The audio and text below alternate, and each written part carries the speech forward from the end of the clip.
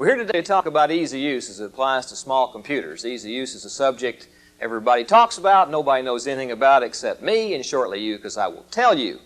We have two jobs here. I have one, you have the other. My job is to present this information, yours is to listen to it. If you get through with your job before I get through with mine, I would appreciate you sitting patiently until I'm done. Easy use. These are headquarters charts. You can tell they're headquarters charts because they are in color. It says information development, audio-visual presentation. I will do both the audio and the video. Before I can go much further into easy use, I have to teach you something about the IBM Datamaster. I know it's late in the day and learning is tough for anybody, but you're going to have to pay close attention to two charts on the subject. Number one shows the 6 applications we built for Datamaster. They are billing, inventory, accounts receivable, general ledger, accounts payable, and payroll, and they are commonly called bicar glapper. Everybody knows about bicar glapper, nod vigorously. Yes, bicar glapper. Friends, let me tell you what I mean. You got 1, 2, 3, 4, 5, 6 packaged applications. Applications that make the difference between defeat and victory with a capital V, rhymes with B, and it stands for bicar glapper. Now, I know all you folks are the right kind of people. I'm going to be perfectly frank. You want to know what kind of thoughts go on ahead of a prospect when he comes to you? Well, he's thinking about price, thinking about function, thinking about, can my operator do it? Well, friends, I'm here to tell you the price is low, the function is high. Anybody who cannot run a Datamaster application cannot tie his shoes. But I want to direct your attention to the 2 little blue boxes. The blue box in the upper right-hand corner is word processing. That's a combination hardware-software product built in Boca Raton, and it works with externally defined data. Store that for a moment. The blue box down below is a database product called Brad's 3 that also works from externally defined data, and it was built in Menlo Park, California. Now, the applications in the middle, bicar glapper, remember those, built here in Atlanta, and they ship with the product externally defined definitions for their files. And those definitions in all 3 cases are identical, which means that 3 development locations over 30 months of development actually spoke to each other once. If you've been around a long time, you know how rare that is. These applications all work together. The little arrows show that they do. And you'd say, well, of course they all work together. Only a fool would do otherwise. Friends, let me tell you that in the past we haven't been altogether crisp about that. But in this set of applications, they are integrated, interrelated, and work together. I'm going to teach you how to operate Datamaster. There it is. 2 diskette slots. Programs go in slot 1, data goes in slot 2, and you have to type proc menu, 9 characters, the center one of which is a space. The space bar is 6 inches long and easy to find. That's what you type to bring up general ledger. What do you think you type to bring up accounts payable? Proc menu. Brad's 3, proc menu. Word processing, proc menu. 3 things to remember. My human factors people tell me you can remember 7 things in short-term memory, but I won't tax you. 3 is all you have to remember. Programs in 1, data in 2, proc menu. And if you cross your hands when putting the diskettes in, it still works. Now, that was a non-trivial thing to make happen, but it was done in pursuit of ease of use. Here comes the definition. Ease of use is multiple paths to the same desirable goal. We tell you how to do that. Programs in 1, data in 2, but if you make a natural error, it's okay. That's one example of easy use. Another one has to do with a 10-key pad on a keyboard where you can use these numbers if you're more familiar with an adding machine keyboard, or you can use the numbers across the top if you're more familiar with a typewriter. Both of those things should work the same. That's easy use. Programs in 1, data in 2, proc menu, and now you're running Datamaster. I want to talk to you for the few minutes now about the books in support of the applications. Our technology has not yet evolved to where we can eliminate the printed word in support of application programs. We're going to do that someday, but right now we're shipping a few pages along with these applications. There are the applications, all 6 of them down the right-hand side, and these are the book titles we shipped to support those. 14,000 some odd pages, and before you think that sounds like a lot of pages, let me tell you that about half of those pages are in a logic manual which contains no information that any of our customers can possibly make any use of. We printed those because if you're going to modify the application, or if you really care about the insides of how it works, you need to know that. But it's optional material and we don't ship it to you unless you really want it. When writing the publications, we did some revolutionary things for the IBM company. We had writers write the books. I know you'll say that seems ridiculous. Of course writers wrote the books, but in years past our information development process was that programmers wrote a draft and the writers punched it up, put it in proper syntax, and organized it right. In this case, we had writers who were not professional computer people, but were professional writers, trained with the programmers along the development cycle, writing the books in parallel to the code. So when we got to the end, we had code that worked and books that worked. And we're going to continue that trend in the future. We had the writers produce a set of models, and those models were used by all the application writers so that when you picked up a running book from accounts payable, it looked something like the running book from accounts receivable. So as a customer, when you've installed one app, you go to install your second, it's a breeze. That was the plan. We had the same guidelines you'll see talked about for the next 10 years. Simplify the vocabulary, get rid of the data processing terms, write at an 8th grade level, use declarative sentences, use active voice. Now, active voice is probably the most important single thing you can do in a book to make it useful. And it is something foreign to the way people are taught to write in schools. Teachers in schools are impressed with big words, complex sentences. People who are trying to learn something aren't. And so we took the language back a level. We wrote an 8th grade level. An 8th grade level is that of the typical high school graduate in the United States. That is not a joke. In Georgia, it is a typical college graduate, but that's another story. I keep this bullet on the chart to remind myself never to let this happen again. This is not a benefit. This is a detriment. We had no separate editors. And to the extent that the books for accounts payable and the books for general ledger are not identical in their organization and layout and style, it is because of no separate editing pass.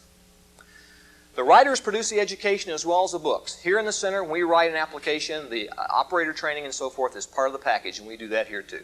The books don't teach accounting. We assume you, Mr. Customer, have a going business and you know how to do accounts receivable manually. We simply show you how to use our machine to accomplish that. Now,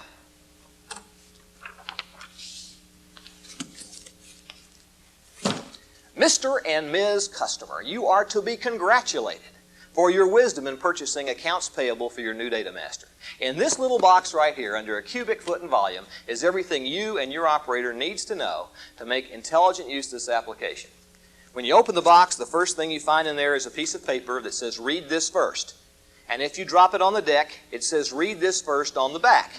Now, everybody always chuckles. Those of you who know printing know that it costs nothing to do that. That piece of paper went through the press, right? Nothing to do that. We found during our testing at about half the time, the people who packed the box put it upside down, and the people who got the box threw it away without ever reading it because they thought it was packing material. So we helped try to fix that. And I only point this out to show you the attention to detail we tried to put into this product so that a customer could use it without IBM assistance. First thing you find in this box is a book with a big number 1 on it. I will tell you in advance, these books are numbered 1, 2, 3, and 4. Now, you would think that if I gave you four books and you were to open it up, you'd instinctively turn to book number 1, right? In our test, half the people chose some other book besides book number 1. One of the things this piece of paper tells you is open book number 1. By the way, this piece of paper tells you how to unpack this box. Some people were concerned that we might insult the intelligence of one of our users by talking down, and you can do so. You can talk down to people, you will lose them. We don't talk down to them, but we talk nose to nose at them at a very low level. Because a data processing ignorant customer, which most of them are, and they'll admit that to you too, want to know what to do. They want to be productive quickly, they want early victories, and it's our job in this unpacking this box, the very first thing you do, to give you victories. So it tells you to open book number 1. When you do that, you find a couple of things. Bound in the front of book number 1 is a little 50-page book called Introducing Accounts Payable. And in it is every word you need to know about getting started with this application. That is to say, if you're the owner of the business, it talks to you. If you're the operator, it talks to you. It defines the audience for the books, who's to do what, and when. It also defines the data processing terms that we had to leave in the application. My objective for my writers was no data processing terms. We took a word list we were planning to use to a bunch of 6th graders here in town, and we asked them to write down the meanings of the words they knew, and they thought that field was another word for meadow, and that key was something with which you unlock the door. I can't understand how they could be taught that in school, but that's what they all thought. So we learned quickly that we couldn't just use things we've been using all along and expect the non-data processing literate person to grab a hold of that. So we managed to eliminate all the data processing terms in the books except 4. And we define those words in this book. Field, record, file, diskette. Diskette was easy. There is no parallel in nature to the word diskette.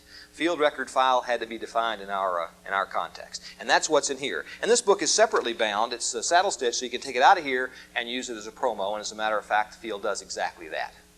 We ship those separately as well. The rest of Volume 1 are the learning exercises for accounts payable. We ship a sample data set with this code from PID. And that sample data set is for North Creek Industries, a fictional company. And you use these learning materials with the live code and that data set to learn how to use the app so you can't mess anything up. Okay?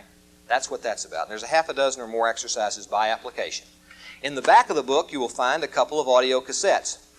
A lot of people said, hey, audio is not necessary. Okay? A lot of people who said there were people over 40 who didn't grow up with transistor radios plastered to the sides of their heads. The younger folks in our world are used to audio all the time. And so the audio assist was put in here to make those people more productive more quickly. Our test showed while only about 30% of the people used the audio, they were more productive more quickly than the people who didn't.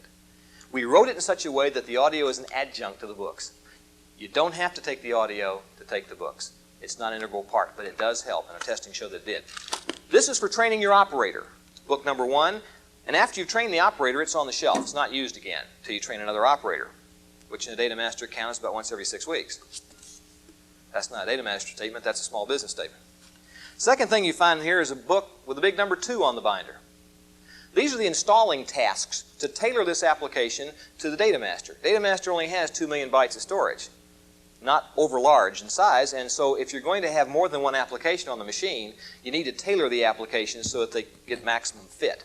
Now, if you fit what we think you're like, Mr. Customer, 2 buttons installs you, 2 keystrokes. But if you're not, these are the tasks that you can do to tailor the application file sizes to fit your account. Now, once you've done that, that book is on the shelf and not used again.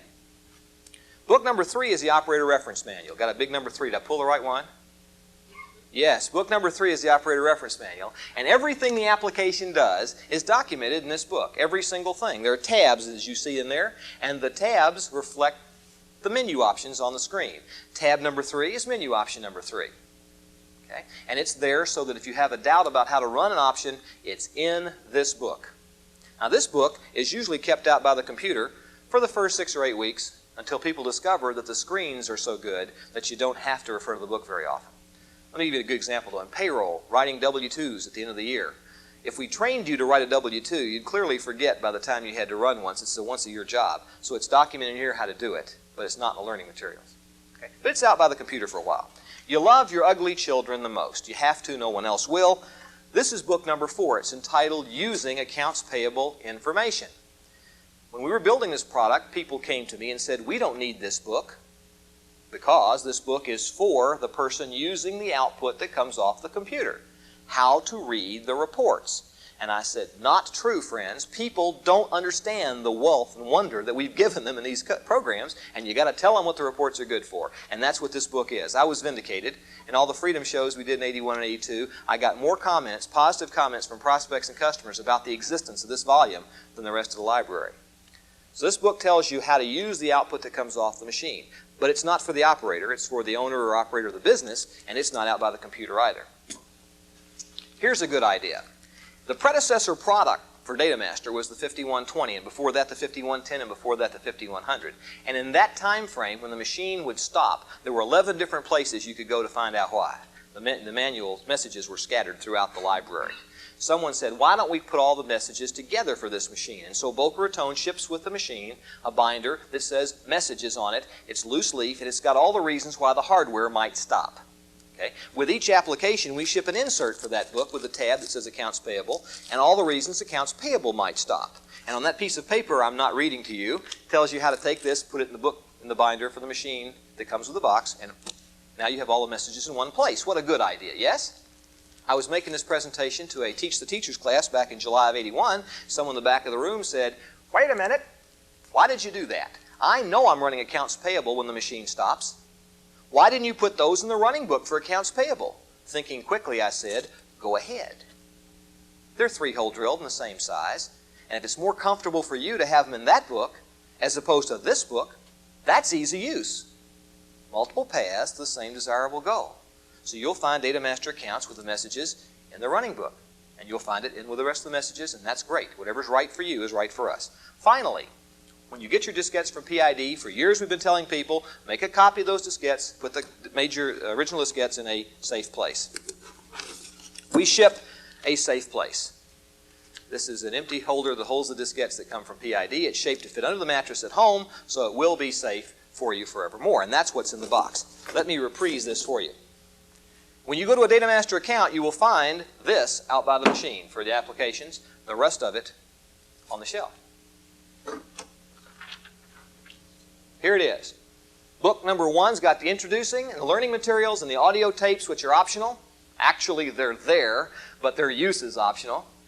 The installing materials, the running operator reference, the using materials, the messages insert for the messages manual, and down here at the bottom is the application logic manual. In Payroll, that book is 8.5 by 11, black and white, 2-side, 3-hole drill, corner stapled with a staple this long because it's 900 pages long. And it's again for the person who's going to modify that application. If I have only one success in life, it was getting that shippable optionally, so you don't get it unless you ask for it. It is my plan in the future to make it available at a charge, to discourage the people from depopulating the great American Northwest from trees. That information has to be produced, but it doesn't have to be produced for everyone. Here's the library. Each application has its own color. There are 6 of them. Remember the pitch before? Billing, inventory, and so forth? There they are, all 6 of them, different colors.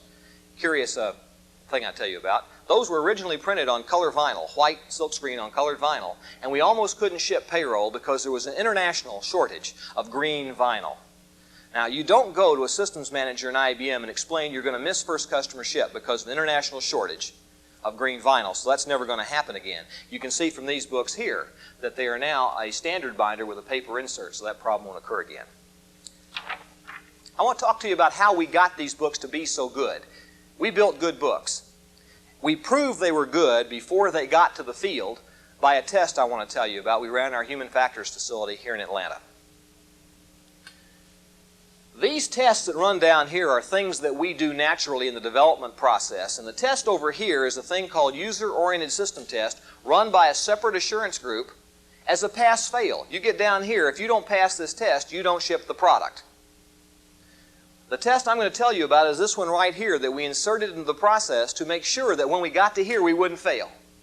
It's called the hands-on test we ran in our human factors facility. This is our human factors facility as it looked in the first quarter of 1981. About 1,000 square feet, a control room, one-way glass, videotape equipment, and a bay that could be set up any way we liked. We set it up as a pair of offices, tried to emulate an office environment. Here's a very bad slide of the human factors room. Each frame of videotape, we got 5 pieces of information. Count them 5. You've already had to learn 3, 4, and 5. This is 5. 5 pieces of information. First, you see a picture of the test subject doing what the test subject was doing, and superimposed on that, you have a screen that is exactly what the test subject is seeing on her screen. So you see exactly what she sees, and you see her seeing it. Up in the corner, you have the date and the time, and we could use that for timing various things. And there are 2 audio tracks that run on this tape. One of them from a live microphone in the test facility, so if the operator says, "Oh, fudge," you have that captured for all time. And another one from the test administrator inside the control room narrating what's going on. After the first few days, we found that when all the frames look the same, it's hard to tell where you are. So we put an audio track in there so we'd be able to locate what we're doing. Why did we do this, you might ask? We did this to ensure that we had built a usable product. Down here at the bottom, you see technical accuracy. We weren't worried about technical accuracy. We have been building programs for a long time here, and we can build technically accurate publications and technically accurate code. What we have not any real experience in is ensuring that that stuff is usable when it gets to the field. I try to make this analysis. If you're a programmer and you're given a module to write, and you're told that by specification this is supposed to be 2 + 2 = 4, at the end it's easy to test to see if you made it. You put in 2 and 2 and 4 comes out the back, you won. If you're a writer, it is possible to be technically accurate and still not usable. Just being right isn't enough anymore. We wanted to find out if people could find the information to perform a task quickly, if when they found it, it was enough, it wasn't too much, was it clear, was the vocabulary suitable for the people who were going to use it. That's what we wanted to find out. We had no preconceived notions except we knew this was going to be a rubber stamp. I mean, we've been building things for a long time. We're expert at this. But we wanted to do this just to make sure.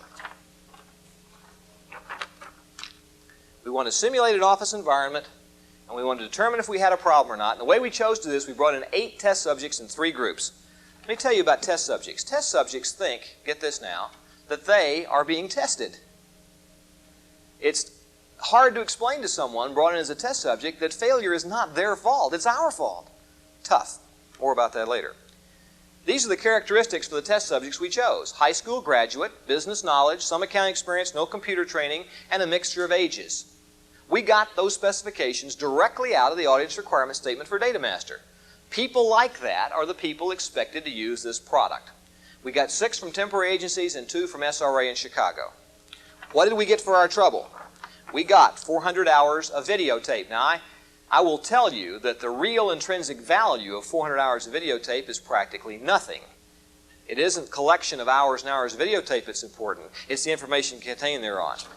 What we got the videotapes, of course. We got comments from observers. That little control room was packed with people interested in what was going on in there.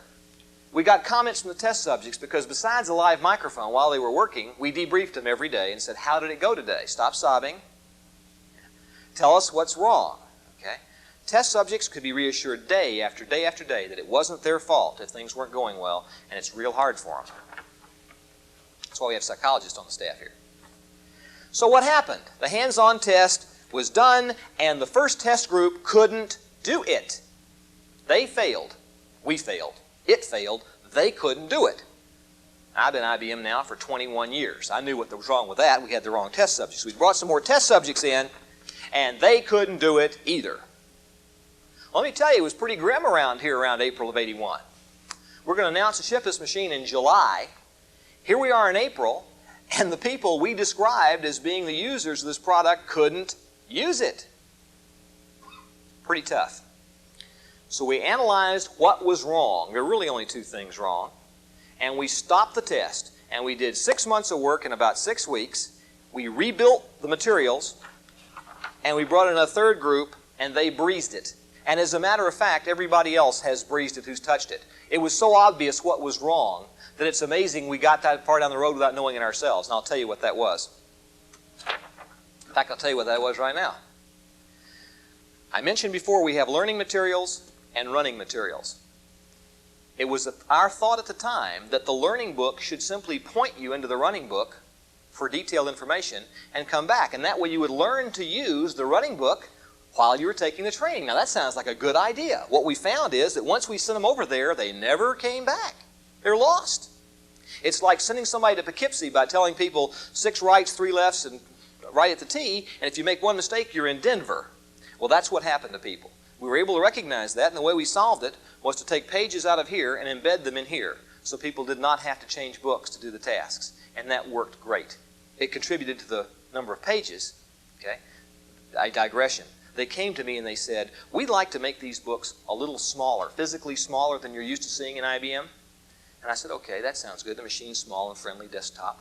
And they said, and we'd like to have more white space and more graphics than we've had before. And I said, I support that. That's good. And they said, let's make the type size 10% larger than we've ever used before for readability. And I said, hey, that's a good idea. I buy that. And they said, let's use an 8th grade vocabulary, short sentences, small words. And I said, hey, that's groovy. And then they said, let's make the books thinner. And I said, hold everything. Because everything you've agreed to just up till now contributes to books being thicker. And so that's a way of life. If you're going to write this way, you're going to have more pages than a casual observer would like to look at. But if you break them down to bite-sized pieces, it hasn't caused a problem. And it didn't. I will tell you a story now about this test, and I will show you 6 minutes of videotape, then I'll be through. We had 7 test subjects who were women and 1 who was a man. This story is about the man. It embarrasses me to tell you this, being a man myself, but he was on page 2 of the Learning Datamaster publication. And the instructions in the book said, take a diskette from its protective envelope. Now, the protective envelope stayed in the box, as it often does, and all he had in his hands was this, and he read the paragraph again. Remove the diskette from its protective envelope. So he did. Now, he didn't do it quite as dramatically as that. You're going to see it on the videotape. But it is I went to Poughkeepsie with this story, and they said, oh, yeah, you know, people have been tearing these things up for years. Years. So we changed the book. The Datamaster book, the Boca's book, was changed to say, we'll have a graphic, a picture that said, this is the envelope, this is the diskette. Problem went away. Everybody laughed. That guy tore that diskette up. 6 of the 8 people tried to tear up the diskette. Only he was strong enough. That's the fact. Show you 6 minutes of videotape and I'll close.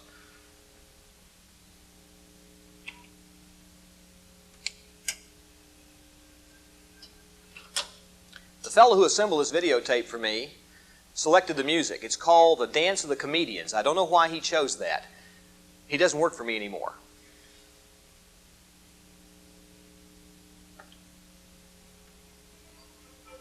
It used to be the theme song for Cisco Kid on television in 1950.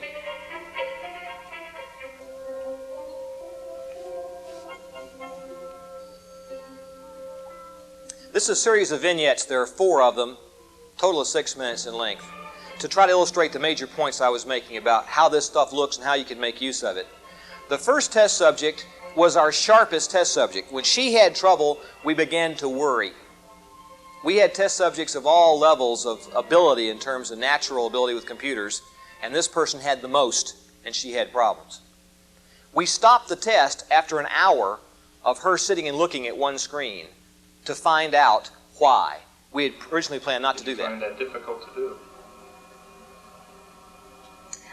When you're on one thing, you have a tendency to keep going without going back in and say, oh God, I was supposed to stop, and then 3 back and do something different. She's got 3 books open, this one, and one behind her. And then when I do get into a jam, I don't know how to get back to it, to correct it. Like, I was skipping fields and everything there.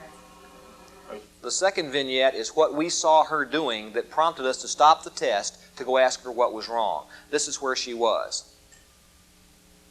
Now, she doesn't say anything. We asked the test subjects to speak out loud when they had a disturbance and say what was bothering them, say what they were thinking so we'd have a record of it. She didn't do that. What she's supposed to do now is press enter. That's what she's supposed to do. You'll notice a book open back here and 2 books open here. And though she says nothing, I want you to watch her body language to illustrate how videotape is a wonderful medium for finding out people really feel.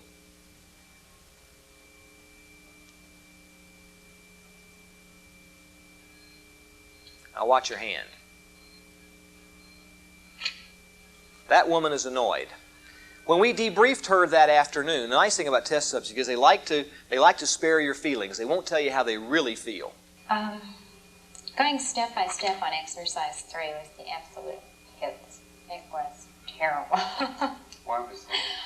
It just was totally confusing. We went from step by step through the tape and the book through the first exercise, fine. The second exercise, fine. We get into number 3, and it's just like, you know, pulling the diving board out from under you and throwing it in the pool. They'll tell you when they hurt.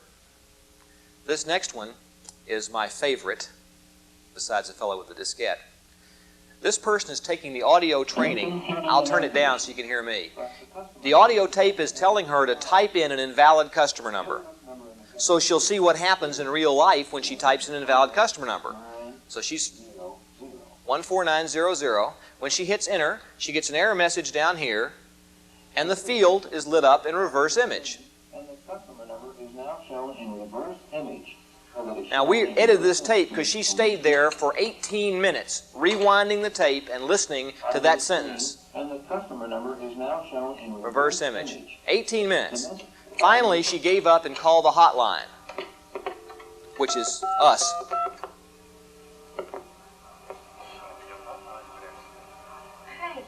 Hi, this is Becky. On that tape, it says that this is supposed to be in reverse image. Yes. What does reverse imaging mean to you? What does reverse image mean to you? What did she think? To me, it means the letters would be backwards.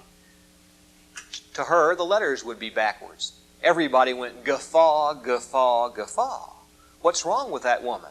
All 8 people thought the letters would look as if in a mirror. They didn't know why we would have done a thing like that, but that's what they thought the reverse image means. We changed the book to define reverse image as, when we say reverse image, we mean black letters on a green background.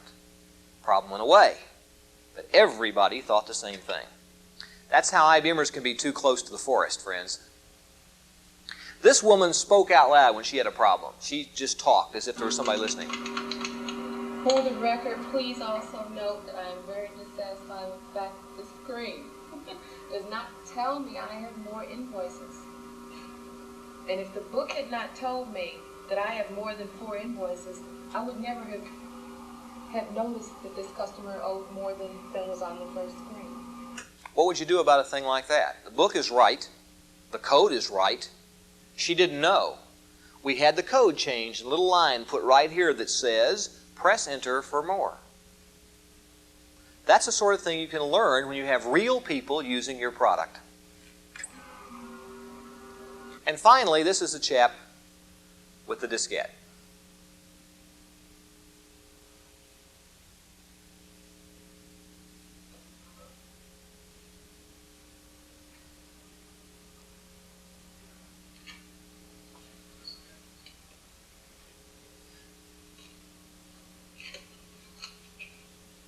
Even the sounds of opening a diskette envelope are dramatic, aren't they? The guys in the control room are going crazy. Get the remote camera on his hands. Get the remote camera on his hand.